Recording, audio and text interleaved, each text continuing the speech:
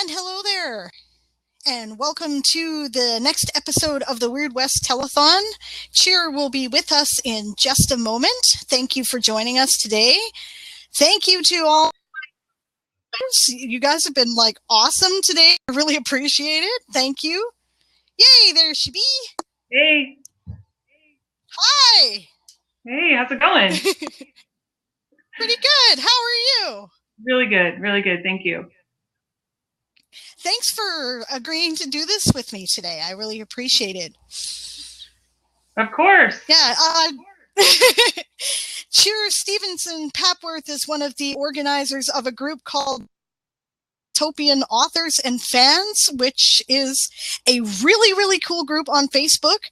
And I'm sure that one of us will be able to type in the URL in the screen, but if not, we will leave a note after. I think it's just bandofdystopia.com, right? Yeah, super easy to find us. Okay. And they're a really cool group. There's there and fans of people who are interested in dystopian and post-apocalyptic fiction. They've given me a lot of love. I really appreciate them, and it's a real honor to have Cheer here. This is the first time that we've had a chance to talk face-to-face. We've only ever spoken over text before, so. So tell us a bit about the band. How did it start? I'm sorry, you're cutting out, Diane, so you're going to have to do that again. Oh, am I? Uh-oh. Okay. Maybe I'll close some more windows here. Hold on.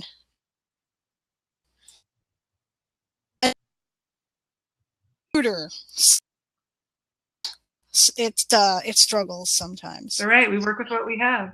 So let's see here. Yeah, I think I can shut. Well, that's the truth, eh?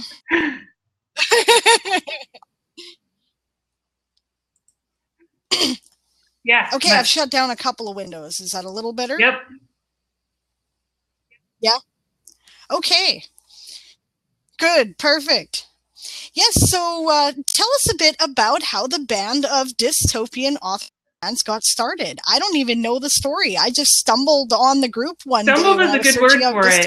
Fiction. About 4 years ago, I was a moderator for a group on Goodreads, which primarily focused on young adult dystopian and apocalyptic fiction, and met a lot of authors that way, and happened to have met an author by the name of E.R. Arroyo, and she is the co-founder of Band of Dystopian.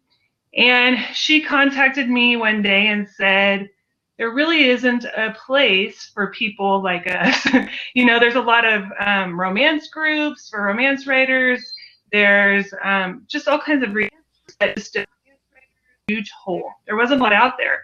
And she asked me to help her found the group. And we had no idea what was going to happen.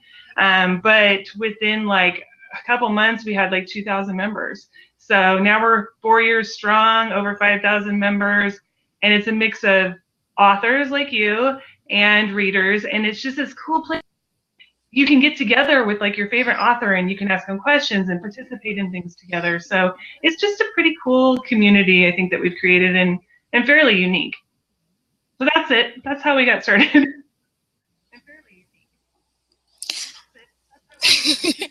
I think it's pretty cool too. I think it's a rare thing on groups, right? You'll often go in there and you'll find either that it's really quiet, and when people post, it'll be, here, buy my book, right?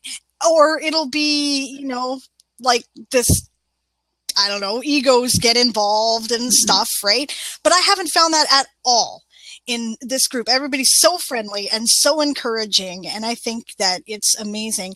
I wonder if one of the reasons why you've managed to do that is because one of the unusual rules of the group, which I love, is no reviews. Yeah, that was a big thing from the beginning. Do you think that has contributed? I think Goodreads became a place that it wasn't always friendly anymore. It had started out that way, and so we thought, you know, let's just take the reviews out of it. Authors can still, you know, post about a great review that they had, but we wanted to be positive. We wanted to be an environment where we were supporting our authors, not cutting them down, because I don't care if you wrote a mediocre book, nobody deserves a 1 star. Nobody. So we just didn't want that element to even be a part of this group. And I think that that is a key element to why it stays positive for sure.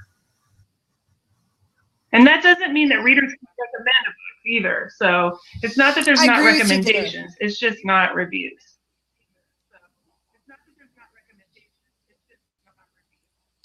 Right. Actually, there's a lot of recommendations. That's something I've found. People are very eager to share their exciting experience with the stuff that they love, and they want other people to enjoy it too. And one thing I find about people who read is that they're always looking for other things to read. Like, readers don't just read one book. They're all, you know, to be read piles that are stacked up to the ceiling, right? So they'll never complain for another suggestion. You can't find a suggestion, you're in trouble. And I also find it's very mutual. Yeah. Yeah, exactly. And I find the authors are also very supportive for that reason. I really like this aspect. I don't, if I really didn't like a book personally, then I would prefer not to review it rather than give it a nasty one, unless it's like, you know, a classic that, you know, where they can afford to have some constructive criticism, right? But with indie authors, right, especially because, you know, the New York Times isn't reviewing us, right? So we're dependent on reader reviews. And when you're, you know, cutting and nasty, then that can not only be personally hurtful, but it can actually hurt a person's career. And that's... I agree. It takes a lot of money, a lot of time, a lot of energy to put a book out there, and have one review kind of damage your reputation, and it's just not cool. Not what we're about anyway. And I've noticed too, some people can be like frivolous about reviews, right? You know, a friend of mine just had a book come out. She's not a dystopian author yet. She has something that is going to come out, so I'll get her over to group with. But it's been out for like, I don't know, 3 days or something, and somebody gave her a 1 star because the editor missed including the word "of" in the first paragraph. I mean, come on. I look at that kind of stuff. I mean, if it's blatantly full of editing problems, that's one thing, but it's about the content, it's about the story, it's about the characters. It's not about a missing word. That's just frivolous to me, but...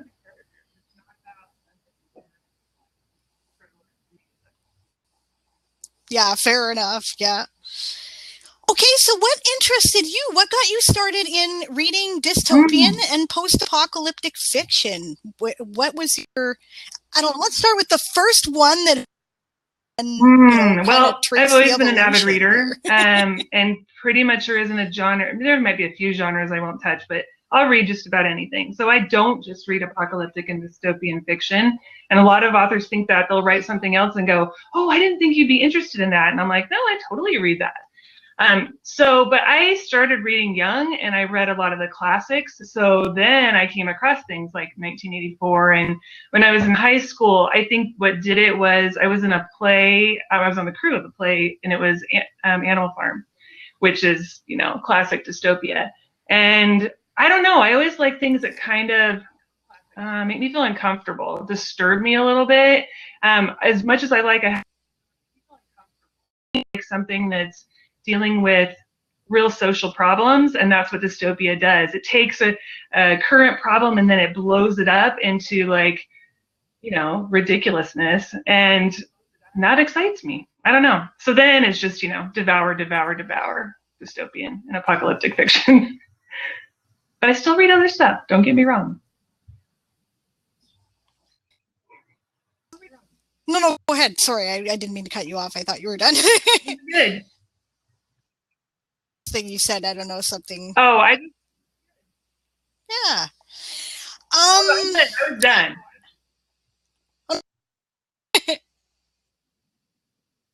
Oh, okay. Okay. Fair enough. Just the video did a skip thing at that moment, so. What is the appeal of dystopian or post-apocalyptic fiction? Why do you think people, because it's big, right? It's really big. Lots of people read it. Well, I think some of the things that have popularized it would be The Hunger Games and Divergent and those things kind of came out, and that brought in a whole group of youth readers too. Because my own kids, they love dystopian fiction. But I think you just turn on the TV and you watch the news and you go, oh my gosh, things that I never would have imagined 5 years ago, 10 years ago, 20 years ago are happening. And it's scary.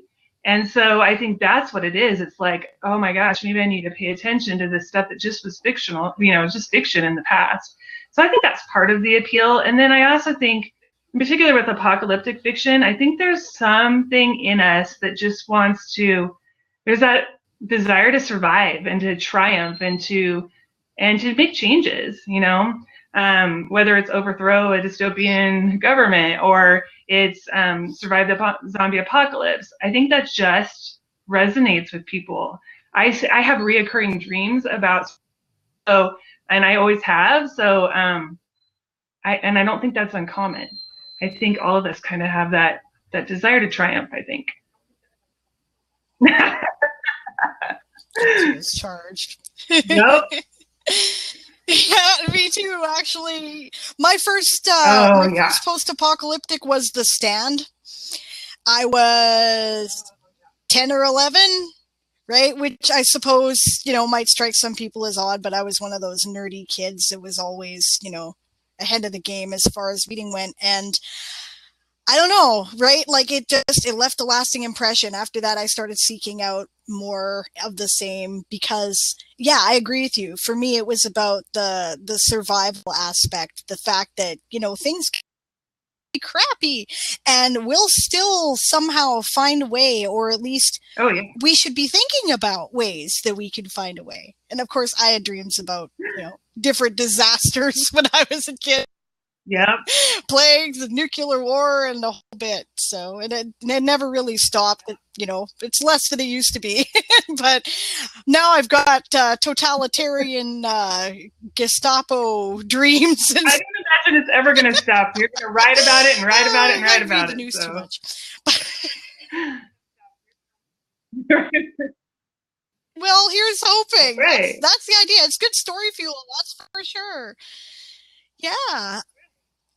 What is your current favorite? What is the thing that you're really into in this you mean like a favorite book? Field of reading? What's my favorite show? What your favorite show is? Yeah, you can name more than one. A couple of favorites. I can do that. You don't have to pick just one. You don't have to decide which limb you get to keep. In this business, and of course, I loved your books. They were so unique. I had that whole feeling like Will Smith was going to skip into the pages at one point, because I just felt that. But it's not quite, sometimes you read the same things over and over again, but I didn't feel like that when I read your book. So just saying. Well, I like something that's going to be unique. Cool. And thank you. I appreciate it. Yeah, something that's unique and something that stuff that's I want a protagonist that I feel like I want to stand up and cheer for. I want to cry over. I literally gasp and, cover my face in horror when they do something, they shouldn't. I mean, that's the kind of thing. I want to go on an emotional journey when I read. And that doesn't always happen. That's that kind of that thing that you're constantly searching for as a reader. So I found that when I read your book, and so many of our BOD, that's what I call it. I don't call it BOD, but that's that's what we call Band of Dystopian. But so many of our authors are like that. They're just this hidden gem, and you read something and you just are like, ugh. So that's those special moments. Those are those 5-star reviews,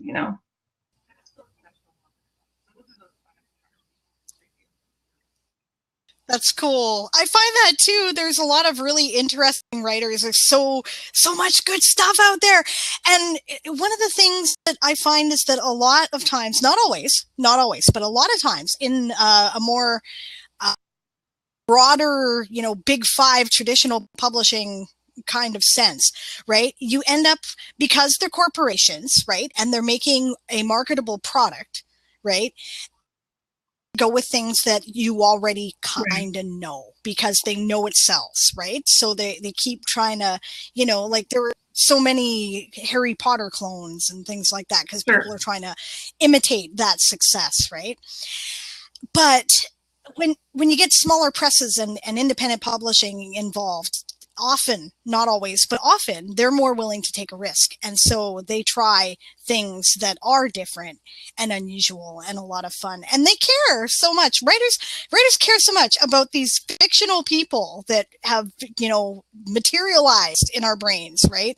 It's like they're buddies or family members, and you want to, I think that comes across in writing when you have that kind of relationship with the characters, right? Then you are crying over them. Sometimes stuff happens, you're writing it and you're like, I wasn't expecting that, which I know sounds bizarre, but I'm not the only writer to say that. And so, you know, I hope that if you have practiced your craft, then you can make it possible for the readers to care about the characters like that too. And I think that's an excellent thing. Are there things that you would recommend to people if they're not familiar? Let's say that somebody has never read a dystopian or post-apocalyptic book, which I, you know, doubt currently in the current culture in our part of the world anyway. But if they have not, what would you recommend they do? Where should they start? if you're planning on going to your library and picking up a book, so we're talking about probably traditionally published, and you really want to be disturbed, Handmaid's Tale is obviously awesome and very popular and people are picking up, but Neil Shusterman, Unwind, that series is very relevant, and I think they're going to make it into a movie. That's one of those that really got me. The other one I think they're making into a movie that's traditional that you could probably find at your library would be Carrie Ryan, The Forest of Hands and Teeth, which does have zombies in it, but not in the, like, it's not apocalyptic. It's, you know, post-apocalyptic and dystopian. But then there's so many BOD authors that are indie authors that I, you know, of course I'd recommend.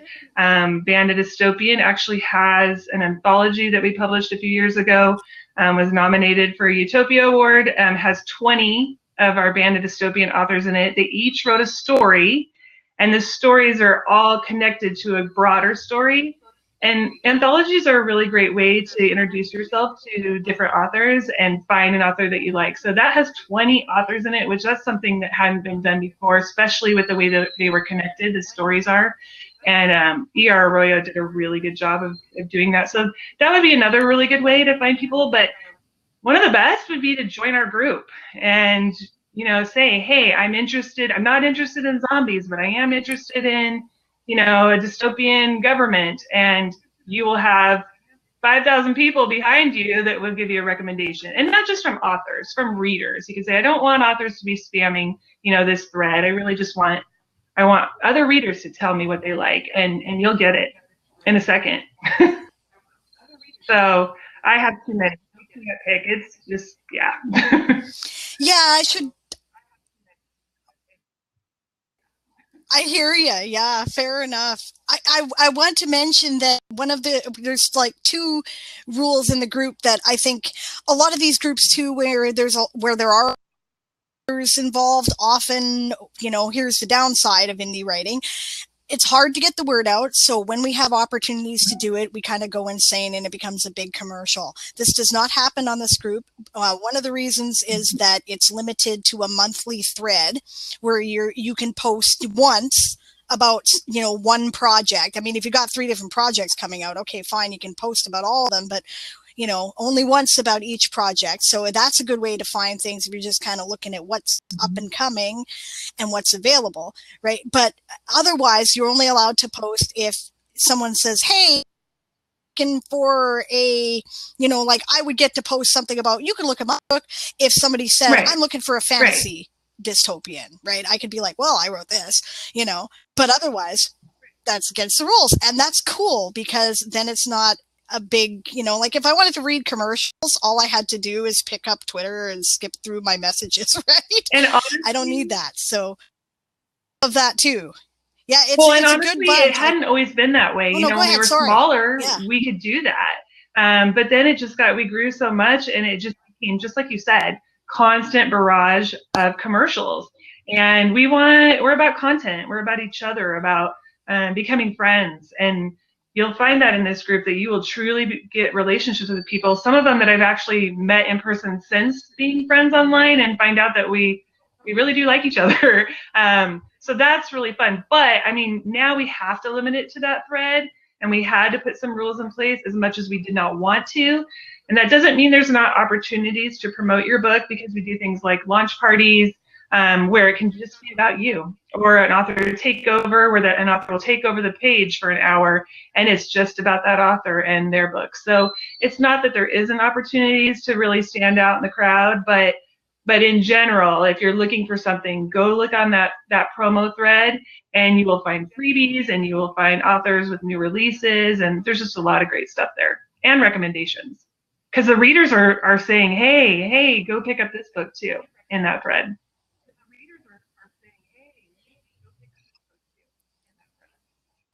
Yeah, I find that too. I think it's great. Their launch parties, by the way, if you're an independent author, you write in this field, you're looking for, is bar none. I have never had a cooler time. It's so fun. You book. It's usually it's like a month or two ahead. You've got to really be on it, because it fills up quickly, and either Cheer or Aurora, is that how you say it? Because I've only ever seen it in print until today. But yeah, one or the other of them will run the party, and they make like teaser graphics for you and games, and you provide prizes, and it is a lot of fun. I've had a great time. I'll be doing another one here. I forget exactly what date I booked it for, but it was near the beginning of September. It is. It's super fun. Yeah. Okay. I'm sure I did. Oh, it's great. It's so cool, and you can win prizes, and you can talk to the authors and ask them questions. And speaking of which, there is a question thing here. If any of our viewers have questions, there is a chat function here. There's a Q&A. We will be, I'm sure we'll both be happy to answer questions to the best of our ability. So, okay. What for you is, how does a book qualify as dystopian or post-apocalyptic? What is it that makes it, and they can be separate, like it doesn't have to be a, all-encompassing. For you, what defines a book? Good question, because I think that the lines kind of get blurred a little bit with apocalyptic fiction. Dystopian fiction, typically, there's a controlling government, typically. Sometimes this new world, this dystopian world, has been created because of some crisis. So there may have been an apocalyptic event, but it's generally after that. And there's usually some sort of political or social strife, and people are oppressed. Their human rights have been taken away and stripped away, usually for a good reason, but it's gotten ridiculously out of hand. There's usually a protagonist who's just not somebody that's always has special, but that's somebody who you watch sort of grow and overthrow this dystopian society because of some things that have happened to them, this oppression. So that's kind of what it is for me. But usually there's something relevant that you can find on the news today that will translate for that. So whether it's like for the Handmaid's Tale, it's really about women's rights and reproductive rights, and so that's the social issue that is brought to the table in that story. But others, it might be, oh gosh, there's a whole variety of things that just like I said, turn on the news and you'll find something, and I guarantee you'll find a dystopian novel that's been written about it. It's just extreme. You're like, how did that happen? But Margaret Atwood for The Handmaid's Tale will tell you that everything she wrote in that book is actually things that happen. So if you're watching the show and you haven't read the book and you're like, oh my gosh, what are they doing? That's actually happened. So that makes it scary. And like I said, it makes you uncomfortable. And it makes you recognize things that are going on every day that we need to be concerned about. Do you have another definition of dystopia? Because there's a million of them. Right. No, I kind of like that dystopian, utopia being the ideal society, dystopia being the, a nightmare of a society that you'd rather not experience, right? So yeah, for me, it's that. And like you say, it takes an existing I think science fiction in general does that too, but not quite in the same way that dystopian specifically does.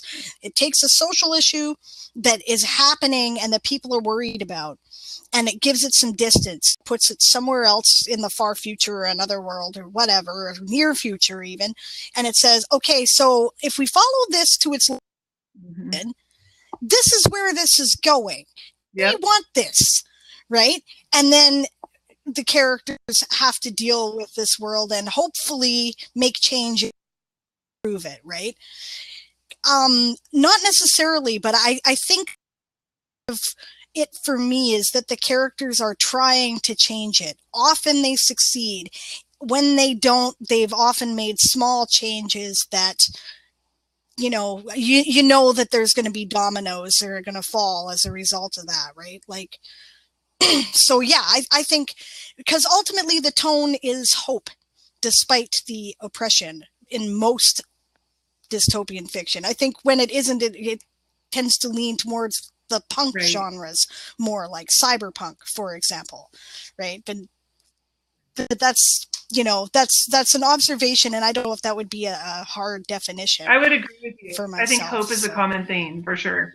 Yeah. And that's what keeps me as a reader continuing to read, that hope that something better is going to happen.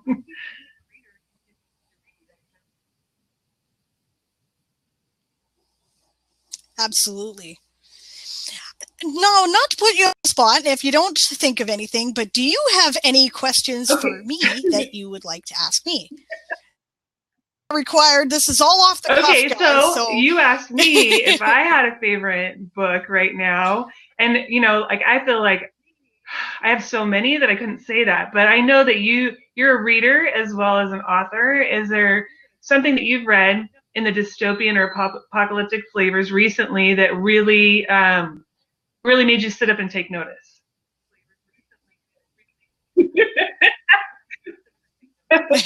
That's a good question, and that's fair. That's fair to turn back on me. Oh, let me think here. There have been some real creepy. Okay, I only read The Handmaid's Tale a few years ago, but like you, it made a big impression on me, right? And the more I watch the news, the more impression it makes on me. It's that's an interesting thing. Like, I know that a lot of what Margaret Atwood used is a lot of it, because like you say, everything had actually happened at the time that she wrote the book. Somewhere in the world, everything that she brought to the table there, some version had occurred, right? A lot of it was inspired by events in Afghanistan, right? Now, this is something, before 9/11, paid much attention over here to Afghanistan, I don't think, not really, right? But prior to these extremist groups coming into government in this area, a modern country, right? They were not always this place where travel around covering their entire bodies, and were not allowed to drive and not allowed to go to school and all of this stuff. They all went to school. They were a progressive Muslim country. But he was Muslim either, and so that whole event, I mention it because people are always like, oh, that can't happen here, right? Yes, it can. We have seen it happen in places that are not too different from us, right? So yeah, so that was a big one. Recently I've been reading this list called oh no, sorry. Was there something about that? Because I'm babbling away here. You want another question? No? Okay. I can ask you another question. I see I've got a bit of a delay. No. I can go on with that. I've recently been reading this list called the SF Masterworks, right, which is that publishes the classic and influential works of science fiction as they see it. It is highly lacking in female authors. I should mention that, and this is a critique of the list that has been. It's fair. That's fair. You know, and that's fair. But there are a lot of really good stuff in there that. No, it's a fair. Is what I mean. It doesn't have a lot of women in it, and yeah, it doesn't. It's quite true. To some degree, I guess you could argue it's because the field was dominated by, white men traditionally for a very long time, but that's still, there's a lot of things that I think should be in there, from the era that other books are in, but that's neither here nor there, but it's art. And I have read a lot of things in this that have been really amazing. Earth Abides is an amazing book. I don't know. It's a post-apocalyptic dystopia. You know what? It sounds familiar to me, but I don't know for sure if I have.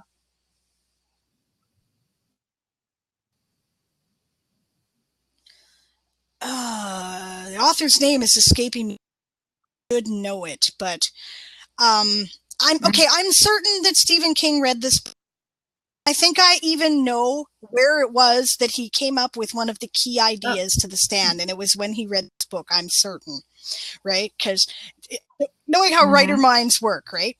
There was a scene where the character was wandering around the wreckage of America after a plague, right? And came to the outside of the New York tunnel. And he looked into it, and he was like, yeah, I'm not going down there. I'm sure there's lots of, horrible thing I want to see, right? And I'm pretty sure what happened in Stephen King's brain at that moment was he went, what if he did? And then we have Larry Underwood leaving New York through one of the most horrific scenes of anything I've ever read. The first movie, it was horrible to watch too. So but yeah, that. Yeah, it was. It was. Yeah, it was something. All right. Yeah.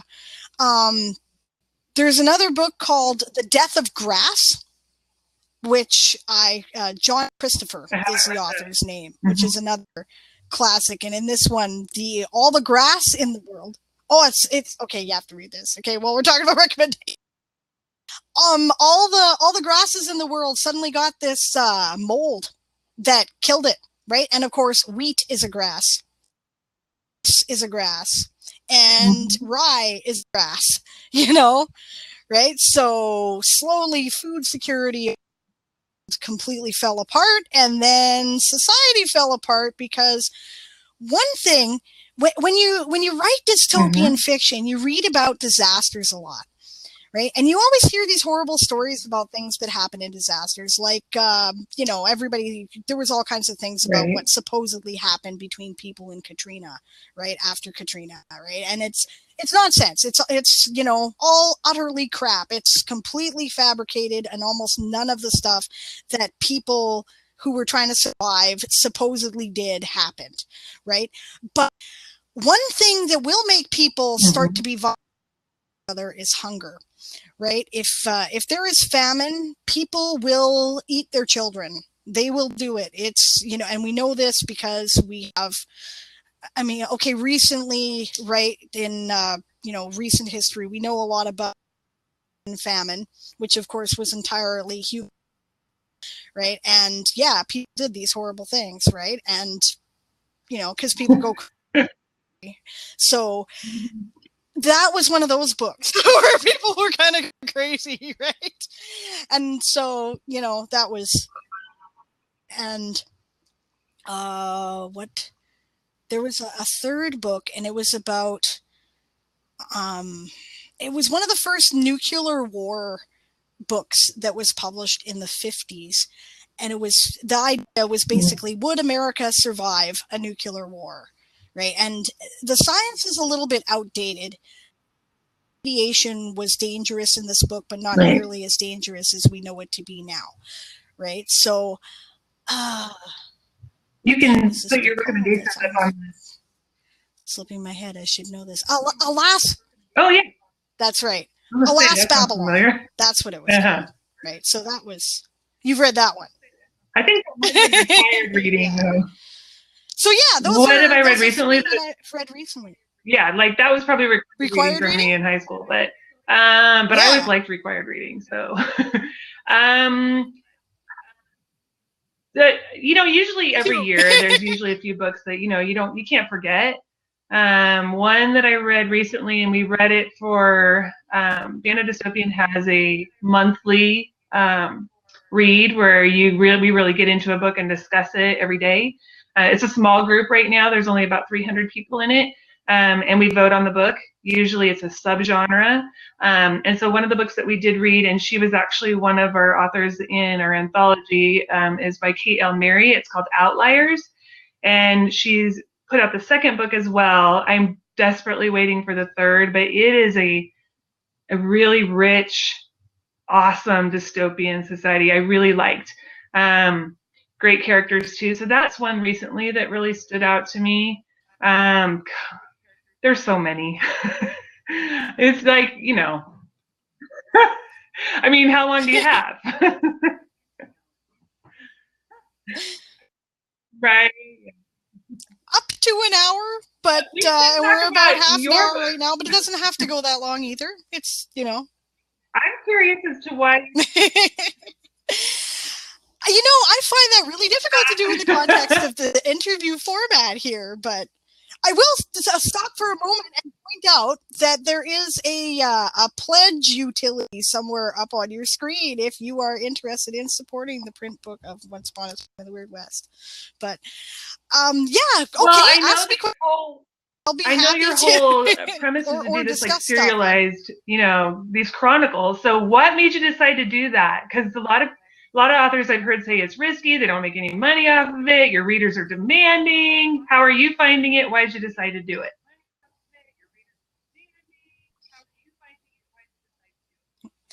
Okay, I decided my first story I found.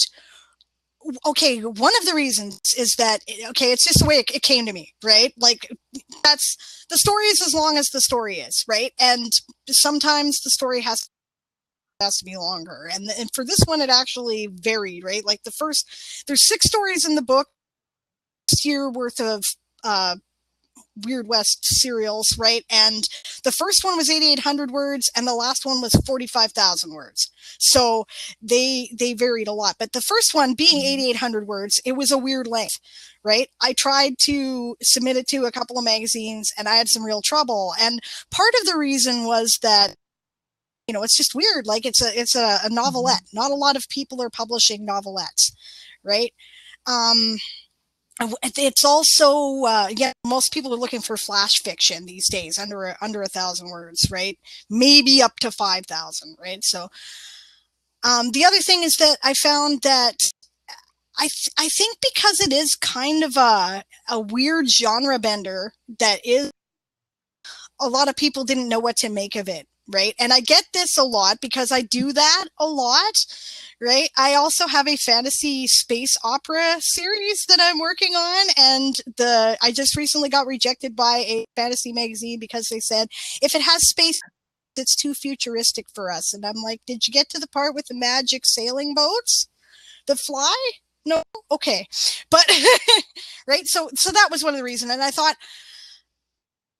okay, I'm going to put this out there and I'm going to see what happens. And since I had a plan for how the story was going to progress, because each one stands alone, but they all form a bigger story arc, I thought, you know what, I'm just going to try it every 2 months and see how it goes, right?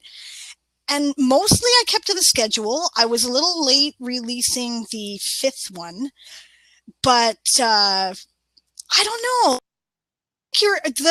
So far, I've got to admit that people who said you don't make any money are probably right. I find it's, I submitted the first one to a couple of contests and things, and people were like, this is so short. Where's the rest of it? And I'm like, dude, right. It's 99 cents, but yeah, so, but it has been slowly gathering a following, right? It's not, I hoped it would be faster, I'll be honest, to get the word out. And I have found that, I mean, one of the reasons why I'm doing this is that I've found that there's a lot of hidden costs in the marketing of independent books. You think that, I mean, yeah, to publish a book on CreateSpace for free, and nobody's ever going to read it, because it's going to drown in the middle of all these other things, right? So you have to pay for marketing, right? You have to pay for editing. You have to pay for a good cover, right? Because good cover, nobody's going to pick it up. And because I was slow, I think that also contributed to things being kind of a slow build, right? But I dedicated fans now who are like, where's the next one? So that's cool. I don't find them demanding myself that they're excited. You know, I'm sure probably going to get hate mail because I'm going to do something in the story that somebody's not going to think was, you know, the right thing to do. You can't please everybody, right? I learned that ages ago. Definitely can't. So did I cover everything that you asked? You did. Sure. I mean, it just always amazes me that people decide to do that, but I like it personally. So okay. I think it's a great plan. It's interesting that people say, oh, it's just a labor of love because you're never going to make any money with anything serialized. So I wish there was more of it, to be honest with you. It takes me back to those days when you go get comics. Some people do, some people.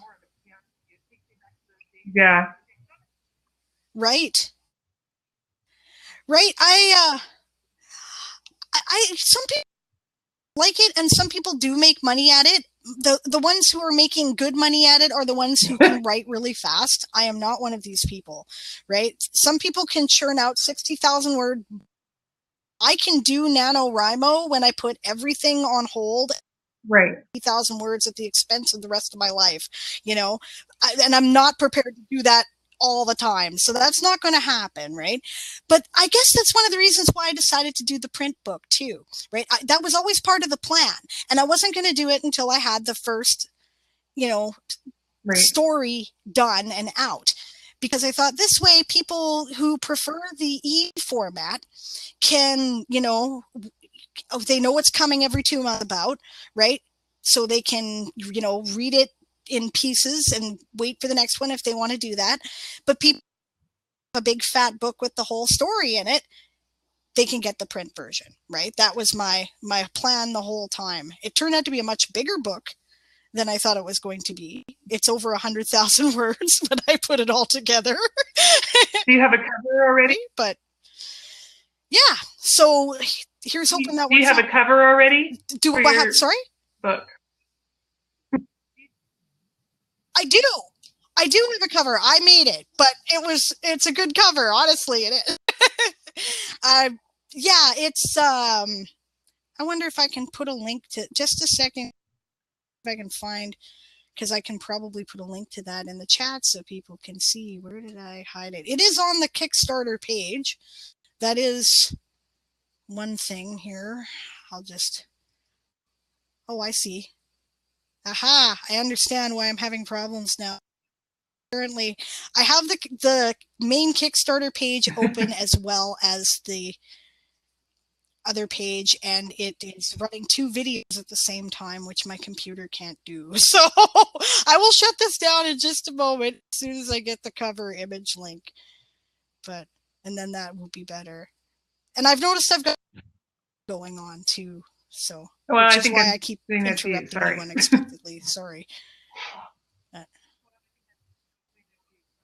No, you're not actually. Yours is fine. It's just my computer's so so pathetic, but that's okay. It's all good.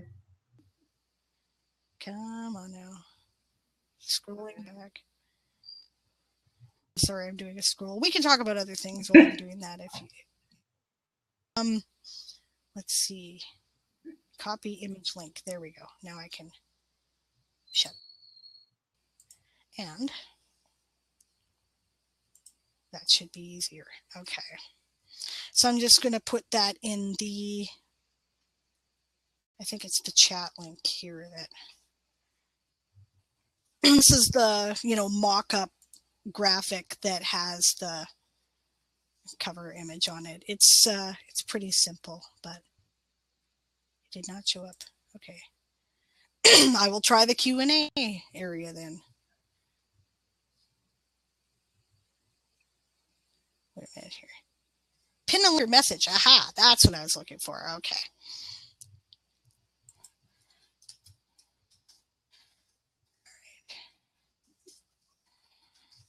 So, I'm sorry about the blank space here, but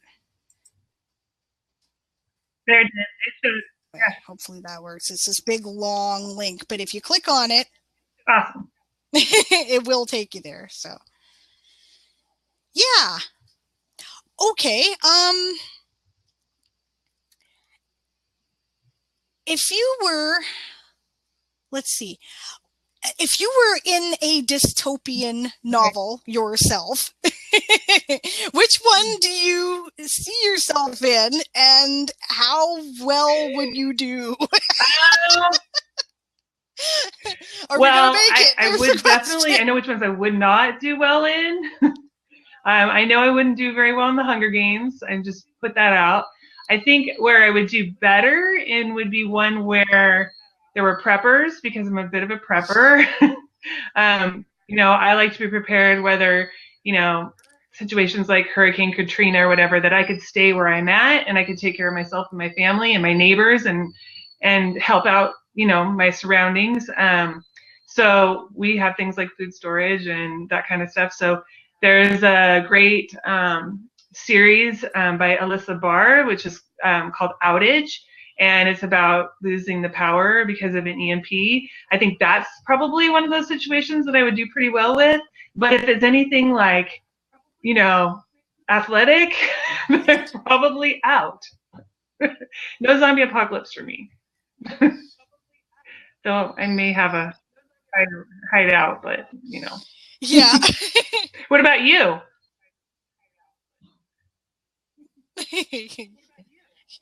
Well, I don't know. Let's see. I think like you, I would not do as well in an athletic-based situation. Well, okay, depending. Yeah. All right. It depends on the type of zombies, right? I actually do know how to do, like I was in a group called the Society for Creative Anachronism, so I actually do know something about swinging swords and maces around. So if it's the kind of zombie apocalypse where you can, like, you know, smack their head and that, you know, puts an end to them, okay, I'm good. You know, I can handle that, right? If it's I don't think I would do as well in a nuclear apocalypse. There's one where I think I would really suck, because the problem is that you can't, like, we have a general idea. I looked at the patterns of wind distribution for radioactivity should things, you know, go wrong, depending on whether it's a global thermonuclear war or whether all the, you know, nuclear power plants in North America blow up or whatever, right? And it all kind of does this on the landmass, right? It's this big U that comes up and down, right? And so I'm not sure there's anywhere that's really safe from that, right? So I would probably be in a constant state of anxiety about it and not function well. I would have to have Geiger counters everywhere, right? But otherwise, I think I'd be, you know, not too bad off, depending. I know enough about it to know I never want to see it. And the people who say, oh, I can't wait for society to end, have no idea what they are talking about. They're fools, right? You think you're going to be one of the ones to make it? If you are, you know, expect that, you know, I mean, one of the first things going to happen is that, you know, your older parents are probably not going to make it, you know, and on we go, right? Depending, right? If they're living in a log cabin in the woods, maybe they will.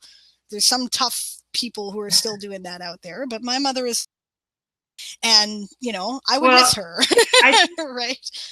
I would agree with that. And I think with nuclear or with like a viral, you know, pandemic, I think with those, you know, there's a whole lot of luck that comes into play too, whether you just survive that initial blast or that initial, you know, you somehow are immune. I mean, there's a whole lot of luck that comes into play, and I don't know that I would be that lucky. And that would be okay. I think going out in the first class is not a bad way to go. Yeah. Just saying. Yeah, you know what? I want to be that person. If we are in a nuclear apocalypse, I hope I'm in ground zero. I really don't want to see what happens after that. You know, I'll have enough time to be scared for long enough to know the missile's coming, and then I'll be dead and I won't care. Right? But just the same, I watch stuff on survival in that situation. I have my plan. I have my apocalypse plan, which is, I talk to my friends about it, and we have it's modified based on the type of apocalypse, and we change the scale, right? The places that, okay, when the actual looting begins, what we're going to rob first, the people we're going to make sure we have, the places. Plan's good, but the reality is after that initial thing, you're going to see humanity at its worst, and that's probably where the thing that is terrifying the most, that I don't personally hope I never witness. I hope it doesn't happen in my lifetime anyway, or my children's for that matter. But a plan's good. Yeah, that's the thing. Yeah, a plan is good. No plan ever survives contact with the enemy, so of course you have to adapt. But in some situations, though, you also see the best in humanity when horrible things happen, and that happens too, right? We see that in disasters all the time. Like I said, the only real disaster where people are actually likely to go total savage and murder each other right away is famine, right? But then again, the problem is in that a lot of disasters, famine is going to be one of the steps, because there was John Varley wrote a book called Slow Apocalypse, which I read recently, right? And in that, there was this bacteria that was released by a mad scientist that turned basically all the oil in the world into bitumen, right? It just became solid. You couldn't do anything with it in the ground. So it caused earthquakes. And of course, transportation completely broke down. And of course, the Bay Area in California is not going to do well in that situation, because ship in all their food. Yeah, exactly. Mm-hmm. So things disintegrated pretty quickly in his story, right? And it was sobering, right? It was a difficult one to get into, but once you got into it, it was like, yeah, that's something that we should consider. I mean, aside from the climate effects of all this, reliance on oil, what happens when we finally do run out? And we're not the first people to think about this either. They were thinking about this in the early 20th century. I read, what was it now? H.G. Wells' The Shape of Things to Come, right? And he was talking about what would happen when oil ran out, right? So it's not a new problem, right? So yeah. So yeah, are you gonna survive the initial disaster? Yeah. Then are you gonna survive the secondary kill, right? Which of course is, the hunger and the looting and, whatever else, and then how are you going to from there? Especially since a lot of the skills that we used to have, we don't have anymore, right? Things like, like where are our clothes going to come from? Mm-hmm. There's something nobody thinks about, right?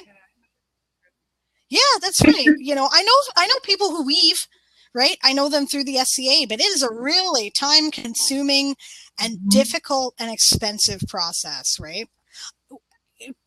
So yeah, right? We don't think about modern textiles, and that makes a big difference, right? We're going to be down to tanning skins, and I don't, maybe if we're smart, I think what we'll do is find a clothing store and store a bunch of stuff in a vacuum sealed room somewhere, and then maybe by the time our kids grow up, they'll have figured out how to make clothes again. But yeah, it's the little stuff. Yeah, well, and there's things. The other thing that I think about all the time is some of us are dependent on medications. Whether you're diabetic or, I don't have a thyroid, so I take a daily medication, and without that, I'm going to be not going to be super energetic, you know, or so that's the other thing that I think about is medications. And do we know how to create those on our own? You know, compounding and all those things are not something that's, you know, well known. So there's a lot of things that we take for granted that could change like that, for sure.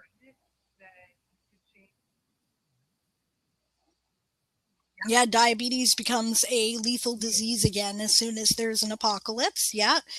You know, you're not going to do that well with having thyroid medication. I don't know anything that synthesizes that in nature. I am an herbalist. This is something I did, is I took a course on it. So I do know lots of natural stuff, and I would be of value to any future apocalyptic group because of that. But you know, there's stuff that I can't do, right? And there's stuff that modern medicine does much better, right? I'm asthmatic. I know how to treat that with herbs, but none of that is as effective as salbutamol, which I will no longer have access to, right? So that's a thing. And in my old age, I'm probably going to be very wheezy and limited in what I do after that, right? At least. So, you know, my husband's diabetic. Yeah, there's lots of things, right?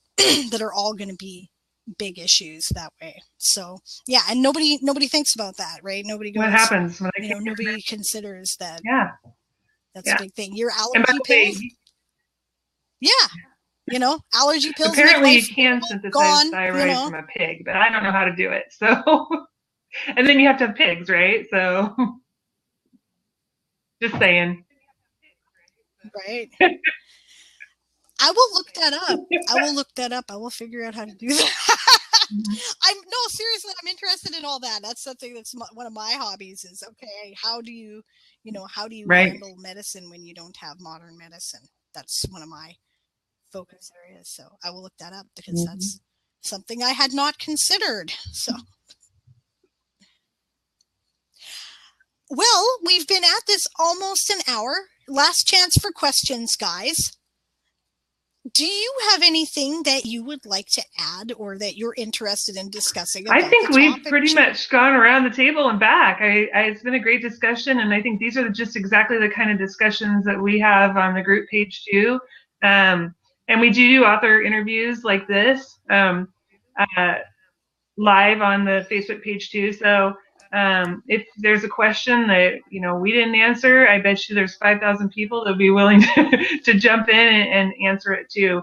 So hopefully, if you're not reading dystopian apocalyptic fiction, jump on that bandwagon, because it's a lot of fun, and it's a fun genre to read, I think. I mean, when I say fun, I mean take you on a creepy journey and bring you back to, you know, and usually get a good happy ending too.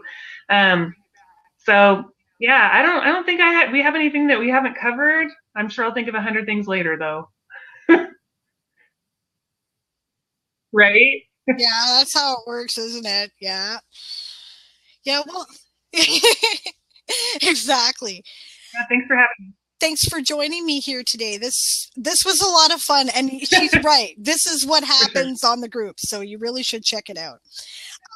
I will have the link in the update that I post on the page here, and I will also have the link in the video description on the YouTube version of this so that you can find this really cool group. But just type in Band of Dystopian when you get to Facebook for the YouTube search, and you will, or the YouTube search, the Facebook search bar, and you will find it, because it comes up right away. It's a big group and a friendly community and a lot of fun, and a lot of people. If this is something that interests you and you're fascinated about, like they have huge prepping discussions, and you know, you learn stuff. There's people who know, and they should join us for your party. So it's fun. For your launch party. Which yes, they should. Yes, Let me right. look really what date did I book? Was it the 1st? I'm so prepared. I saw it on the calendar today. Your party is September 1st. How did we forget that? Yes. September 1st, right on the page. Yay, cool. Yep.